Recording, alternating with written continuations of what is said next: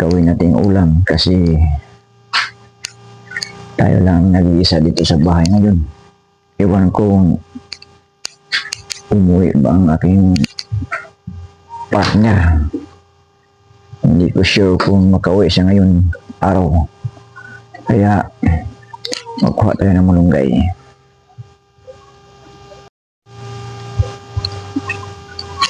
Guys, merong malunggay dito guys. Kunti lang kasi tayo lang nag-isa eh. Hindi masyado damihan ang ating gulay malunggay kasi tayo lang nag-isa. At least meron tayong ulam. Meron tayong sabaw. Kailangan natin sabaw kasi tayong mga kaliwat o bulanon mahilig og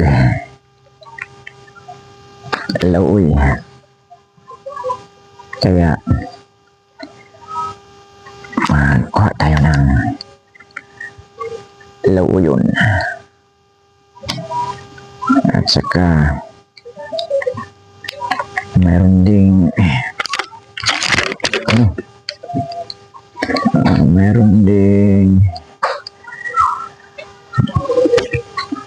kamuti tap. Lagyan natin kamuti tap. Masarap ito guys.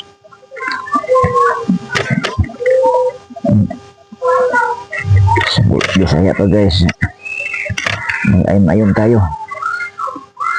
para maipasok natin sa ating bituka. Kunti lang guys kasi tayo lang mag-isa dito. Hindi natin maubos. Masayang naman ating gulay kapag hindi maubos. Pagkabukas tawag to, mapanos.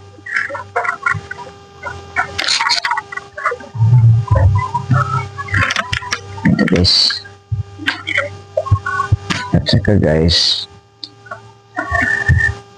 ito pang marami na itong kapatid guys. At saka guys, itong dahon ng sibuyas na bali kunin natin para ating ang tawag panakot. Ayan.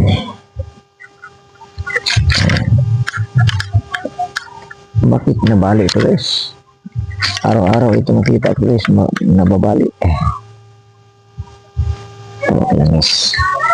Gamit na ito guys. Ito na natin kulangin ngayon. Mayroong isda isubak natin para mayroong lasa ang ating ulam ngayong gabi.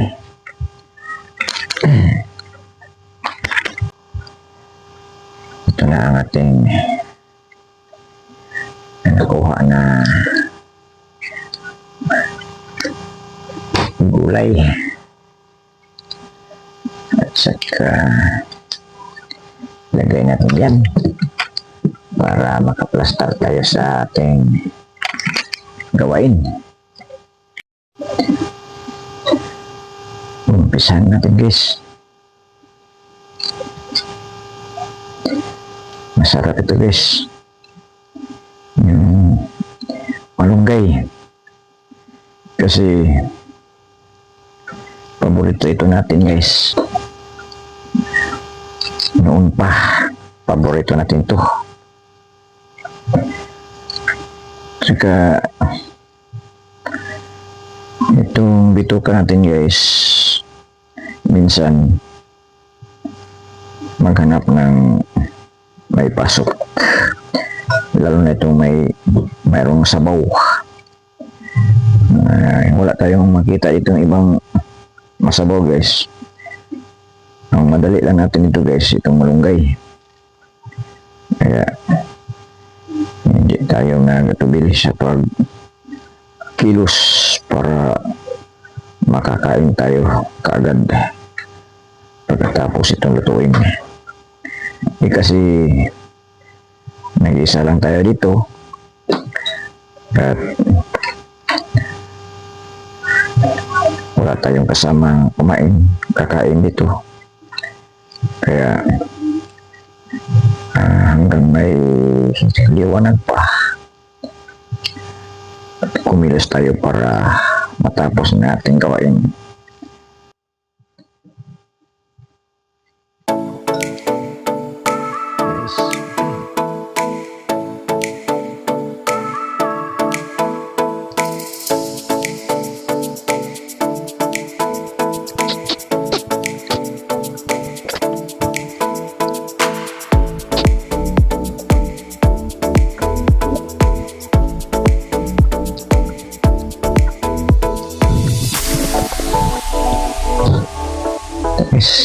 Tapos sago natin is hugasan pa natin muna bago natin ihalo sa malunggay.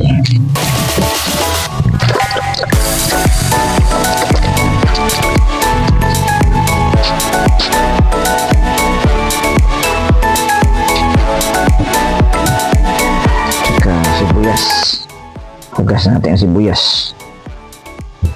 para mahalo din natin dito sa malunggay at sa kamuti tap, kasi pwede nating ihalo ito kasi dahon na lang to, puro lang sa mga dahon. Pwede siyang ihalo lahat.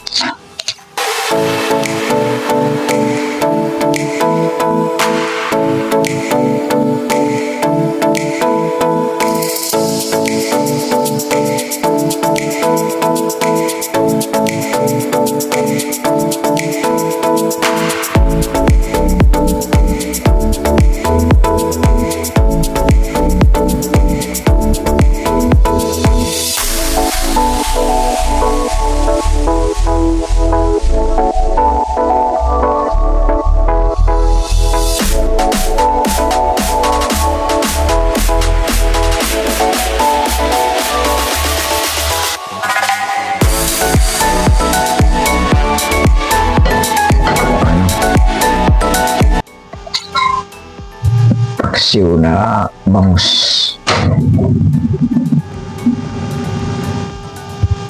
Yan guys, inimpasahan na natin guys na magpakulo tayo ng tubig para sa ating sabaw. Okay guys, ano pa iba natin gawin? Wala na. Ito ang isubak natin guys. Isang bangus na paksiw.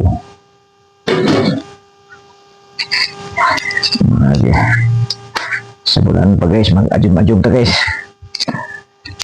Sabagay guys, mayroon naman itong ulam kanina, natira kayo ng umaga. Kaya lang guys, gusto kong sabaw, kaya nagsabaw ako. At mayroong kanin, pero konti ang kanin, pwede natin magsaing tayo para basing makulangan tayo sa kanin. Magsaing tayo guys. Pause muna.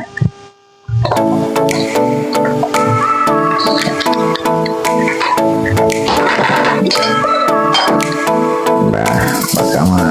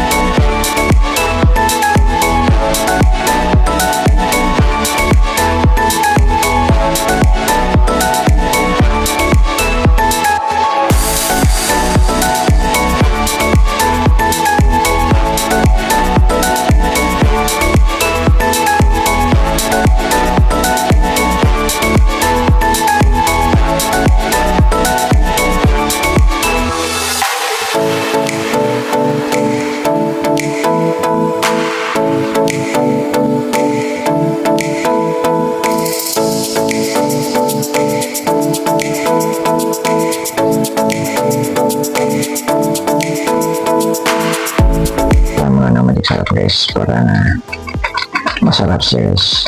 Walang bitsin guys eh.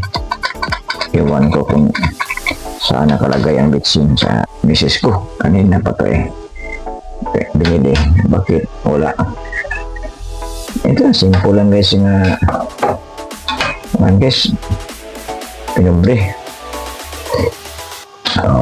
Ito lang guys. Mamaya natin na lagyan ng sabaw guys, malunggay.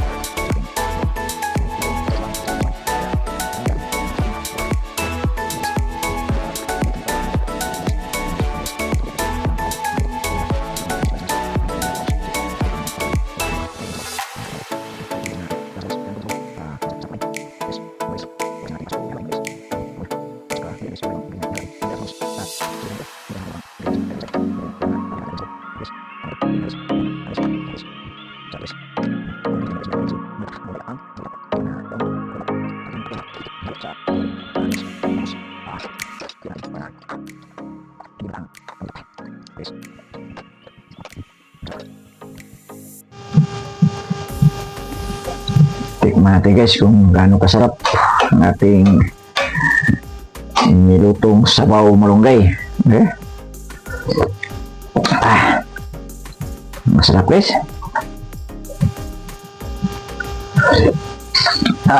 Sarap guys. 2 minutes na guys.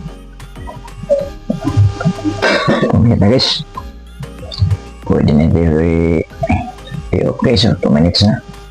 Mulo. Guys, off na guys.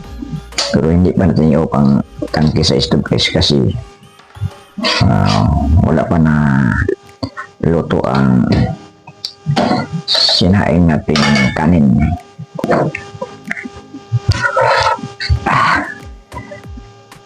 Ayan tayo guys.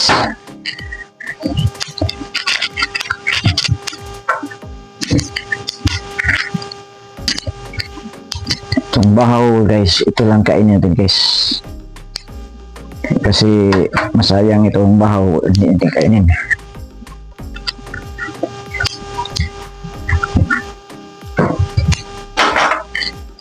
Guys, huwag kang matumba. Ayan tayo guys. Umusok pa yung sabaw guys eh. Umusok pang sabaw guys.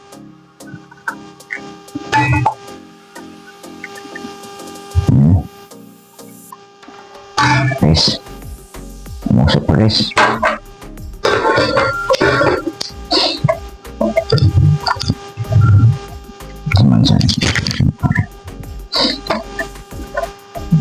Guys, kaya na guys.